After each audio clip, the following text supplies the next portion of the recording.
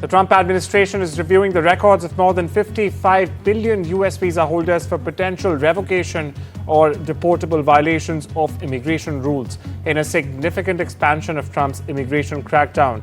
Now, the State Department said that all of the foreigners who currently hold valid US visas are subject to continuous vetting for any indication that they could be ineligible for the document, including those already admitted into the country. Should such evidence come to light, the visa would be revoked, and if the visa holder were to be in the United States, they would be subject to deportation.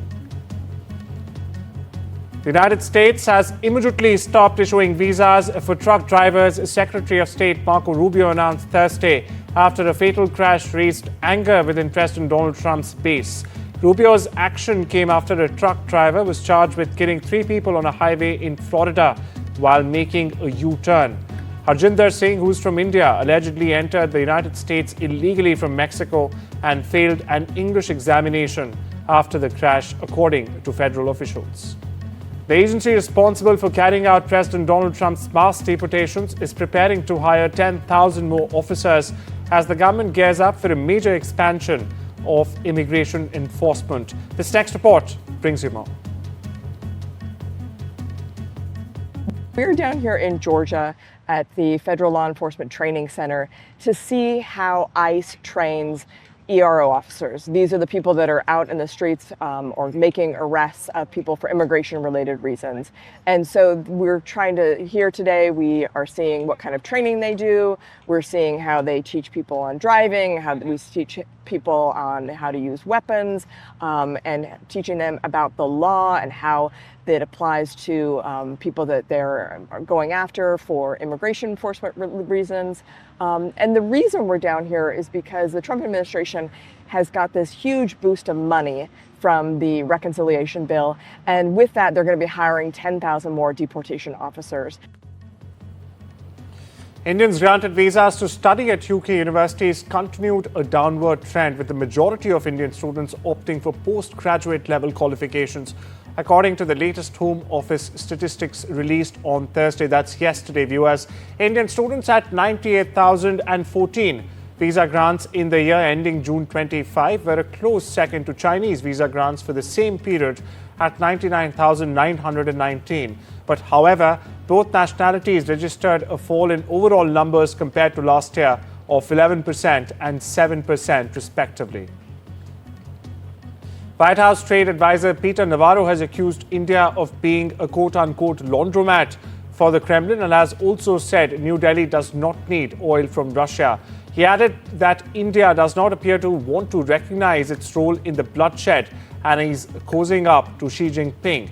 The White House Trade Advisor has gone ahead and accused India of not creating peace and perpetuating war. On the other hand, he has further gone on to accuse India of cheating the US on trade and has also called the tariffs Maharaja tariffs. Navarro said he thinks the new tariffs on India will come into effect on the 27th of August. Now, the White House Trade Advisor's statements come as EAM Jaishankar was in Moscow and called the logic behind tariffs rather perplexing. Jaishankar also called out America's hypocrisy and said that India was not the biggest buyer of Russian oil. Listen in. And the Indian situation is very interesting. A lot of people don't know this, but prior to Russia's invasion of Ukraine in February of 22, India bought virtually no Russian oil. Let me say it again. Prior to the invasion of Ukraine in February 2022, India bought virtually no Russian oil. I mean, it was like 1% of their needs. So the argument somehow now, as the percentage has gone up to like 30 and 35%, and then they make refined products, which they sell at premium prices into Europe, Africa, and Asia. It's strictly profiteering by the Indian refining industry, big oil. Now, think about India when you think about the tariffs we're putting in place. 25% because they cheat us on trade, 25% because of the Russian oil. I ask you this. What is the net impact on the Americans because of our trade with India. Well, let's think about it. They have higher tariffs. There are Maharaja tariffs, higher non-tariff barriers. We run a massive trade deficit with them, so that hurts American workers, hurts American businesses. We are not the biggest purchasers of Russian oil, that is China. We are not the biggest purchasers of Russian LNG. I'm not sure, but I think that is the European Union. We are not the country which has the biggest trade surge with Russia after 2022. I think there are some countries to the south. We are a country where actually the Americans said for the last few years that we should do everything to stabilize the world energy markets, including buying oil from Russia. So quite honestly, we are very perplexed at the logic of the argument that you had referred to. We shift our focus eastwards now, where in a major development, Putin says he's ready to meet Zelensky. But there's a catch here, viewers. Russia's Foreign Minister Sergei Lavrov says all key issues must be resolved first. And he also raised doubts about Zelensky's legitimacy, claiming his term has already expired.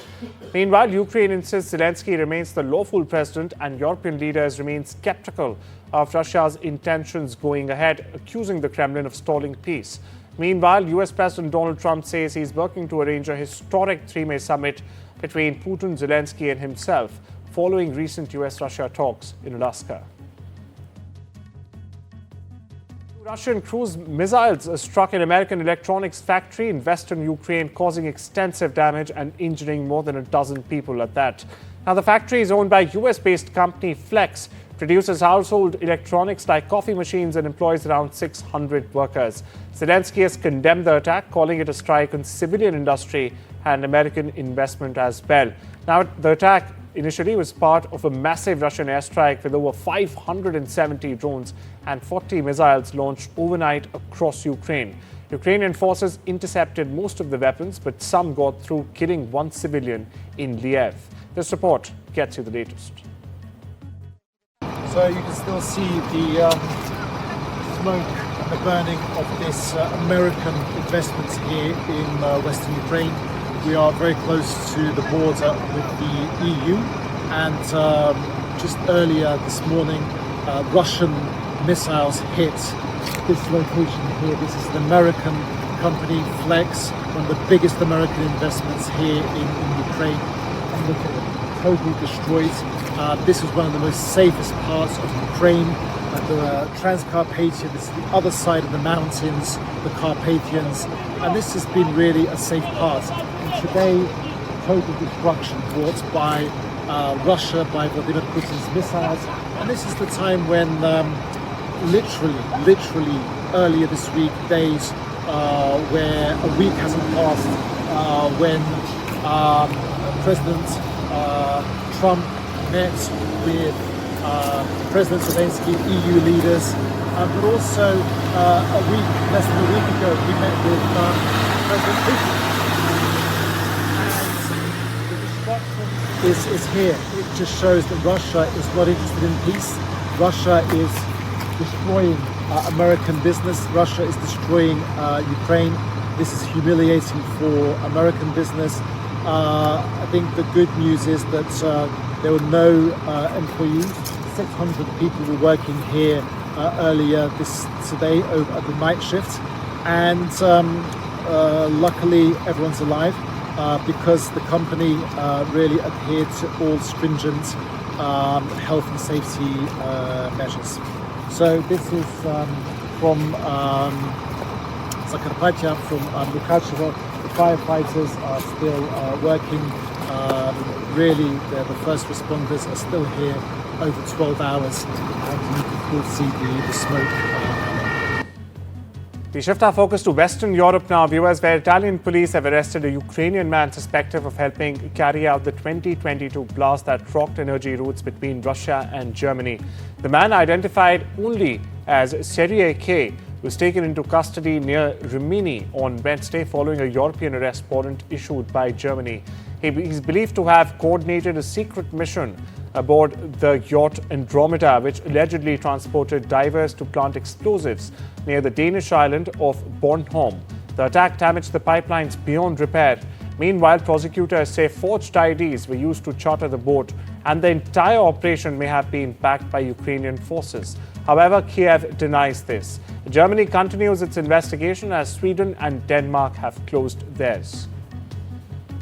Over in the Middle East, viewers, Israeli Prime Minister Benjamin Netanyahu has said he has instructed negotiations to begin for the release of all remaining hostages and the end to the war in Gaza on terms acceptable to Israel. Netanyahu told Israeli troops on Thursday night that his cabinet has also approved plans for a massive assault on Gaza City in the north of the territory. Now, this comes despite widespread international and domestic opposition. Staying with Israel, a shocking new investigation has revealed that Israeli military data shows an estimated 83% of Palestinians killed in Gaza were in fact civilians. Now, the disturbing figures come from a classified Israeli intelligence database uncovered by The Guardian magazine. As of May, the database listed just 8,900 named fighters as dead, out of a total 53,000 deaths reported by Gaza health authorities as well. Now, that means very clearly that 5 out of every 6 people killed were not combatants. Experts say the civilian death rate is amongst the highest seen in modern warfare, rivaling only the worst atrocities like Srebrenica and Mariupol in Ukraine. Hurricane Erin punched holes into dunes along the only road in and out of the much of North Carolina's Outer Banks. Water was hubcap deep in some parts of NC-12, the 2-lane ribbon of asphalt that connects Hatteras Island with the rest of the state. Tim Haas, a spokesman, in fact, for the State Department of Transportation, said that officials have not yet found any damage to the pavement, but this says a lot of water and sand will have to be removed before they can be sure. We shift our focus to Southeast Asia, where a Bangkok court has acquitted controversial billionaire and former Thai Prime Minister Thaksin Shinawatra, who was accused of insulting the monarchy. The lese majesté charge relates to an interview Mr. Shinawatra gave to a South Korean newspaper 10 years ago. He would have faced up to 15 years in jail if convicted. The verdict comes as Thaksin's daughter, suspended PM Pattulgram Shinawatra, faces a court case that may see her removed from office as well. Now, the cases have been seen as a big blow to the Shinawatras, who have dominated Thai politics for decades together. India will be closely watching the developments in the neighborhood this weekend, and Pakistan's Deputy Prime Minister and Foreign Minister Ishaq Dar is scheduled to be in Dhaka for a 3-day visit. Now, the visit, initially scheduled earlier for April, was postponed due to the hammering that Pakistan received during Operation Sindoor, which was launched in the aftermath of the heinous and dastardly terrorist attack in Pahalgam in Jammu and Kashmir. Ishaq Dar is scheduled to meet a host of leaders from across the political spectrum in Dhaka, including Chief Advisor Muhammad Yunus. California voters will decide in November whether to approve a redrawn congressional map designed to help Democrats win 5 more U.S. House seats next year. Now, this comes after Texas Republicans advanced their own redrawn map to pad their House majority by the same number of seats at President Donald Trump's urging. California lawmakers voted mostly along party lines Thursday to approve legislation calling for the special election. Democratic Governor Gavin Newsom, on the other hand, who has led the campaign in favor of the map, then quickly signed it, the latest step in a tit-for-tat gerrymandering battle. Listen in. Let me just briefly reinforce, because I'm eager to sign a bill that no other governor in U.S. history has ever signed, a bill that will put the maps in front of the voters. We will be the first state in U.S. history to, in the most democratic way, submit to the people of our state the ability to determine their own maps. That simply has not been done. After a wave of public pressure and social media mobilization, Brazil's Chamber of Deputies approved a bill Wednesday aiming to protect children and adolescents from online risks. Now, this bill will set to return to the Senate for a final review due to changes made in the lower house, but it is already being celebrated by various sectors of society. Here's more. Fico feliz pelas decisões do Congresso, fico feliz pelo tanto que esse assunto está em alta e fico decepcionada por ter demorado tanto a ficar em alta. A gente, infelizmente, como sociedade, o que eu percebo é que a gente espera as coisas chegarem a um estado crítico. When Washington, President Donald Trump delivered pizza and hamburgers to a group of police and national security forces that he has charged with a high-profile push against what he described as rampant crime and homelessness in capital Washington, D.C. Now, Trump had earlier suggested he would be going out on patrol, but instead it was a quick trip to an operations center for the U.S. Park Police on the Anacostia River. Carrying a handheld mic, Trump thanked law enforcement for their work. Listen in. Well, I just want to thank everybody very much for being here. I wanted to do this. We've had some incredible results. The results have come out, and it's like a different place. It's like a different city. It's the capital. It's going to be the best in the world. We're going to do what you're doing with law enforcement, and very importantly also, we're going to physically do it. So we have great hamburgers cooked by the White House, and we have pizza that I said, don't do it in the White House because we went to a place that makes the best pizza. So we'll concede. But we have a lot of it, so we're going to have some fun. We'll eat, and I'll eat with you, and we're going to have a little fun. We're going to celebrate, but then we're going to get back to work, and we're going to take care of these criminals. We're going to put them where they have to be. You're going to say, don't play around with us.